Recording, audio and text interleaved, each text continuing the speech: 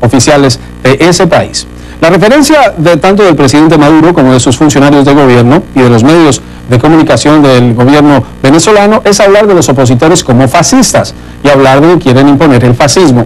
Precisamente nos dimos a la tarea primero de repasar la definición y de tratar de poner en contexto lo que significa el fascismo y ser fascista. Vamos con la definición que da el diccionario de la Real Academia Española, que dice que el fascismo es un movimiento político y social de carácter totalitario que se produjo en Italia por iniciativa de Benito Mussolini. Ahora la definición, y esto fue después de la Segunda Guerra Mundial, de eso vamos a hablar en un momento. También se define a fascista, entre las tres definiciones del diccionario, como alguien que es excesivamente autoritario.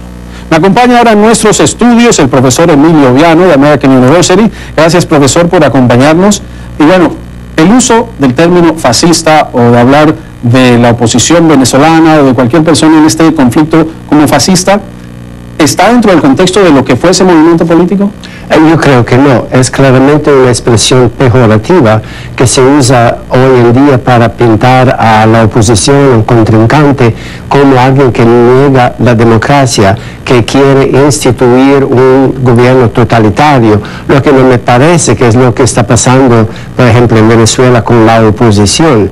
El fascismo es parte de movimientos que se introducieron particularmente en Europa después de la Primera Guerra Mundial, cuando hubo una desestabilización enorme en Europa, porque por la destrucción, los millones de muertos, el desplazamiento, los refugiados, los europeos que se consideraban superiores a todo el mundo, con sus colonias, por ejemplo, se dieron cuenta de la violencia que existía en el viejo continente. Y esto causó naturalmente una pérdida de orientación, un cuestionamiento de todos los valores. Por eso, por ejemplo, que en el arte se afirmó el cubismo, el surrealismo, que se rechazaron las formas tradicionales de arte, música, religión, manera de vivir. Por ejemplo, en el 1920 hubo lo que se puede llamar la primera revolución sexual de las mujeres antes de las de 1960 en este país. Quiero repasar algunos puntos destacados del fascismo que se consolidó en Italia en 1925 con Benito Mussolini a la cabeza. Se destaca entre las entre las características del fascismo que el Estado controla los sindicatos, conocidas en ese entonces en Italia como asociaciones nacionales, la presencia de un caudillo, el uso autoritario de las instituciones, se prohíbe la prensa antifascista, la prensa que está en contra del gobierno, y en este caso, profesor, el fascismo sobrevivió luego de la caída de Mussolini. Por ejemplo, se habla de cómo el fascismo tiene partes del socialismo, del autoritarismo, pero ¿se puede hablar de un movimiento fascista o del fascismo como una ideología política en la actualidad?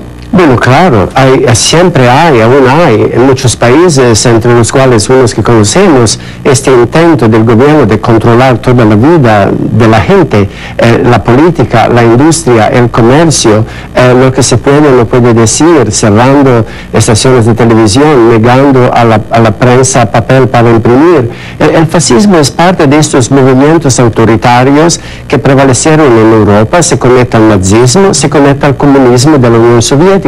Todos son al mismo tiempo. Vale decir que reflejan este malestar en Europa, este deseo de un gobierno fuerte que imponga ley en orden, y que haya un aspecto revanchista, que nuevamente restaure el honor de la nación, que les dé a la gente un sentido de prestigio, de respeto, de ser importante, porque naturalmente hubo tanta destrucción, hubo tanto desapunte. No olvidemos que es también la época de la Gran Depresión en Estados Unidos que afectó a Europa, así que hay una crisis económica, así que la gente anhelaba para estabilidad, para autoridad. Como se dice, Mussolini hizo que los trenes llegaran en tiempo, para decir que impuso un orden en un país desordenado.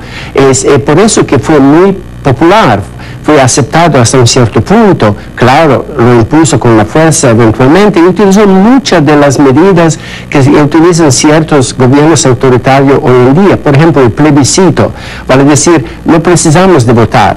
Lo que necesito es que la gente se reúna en la plaza principal y me aplauda. El plebiscito, estamos contigo.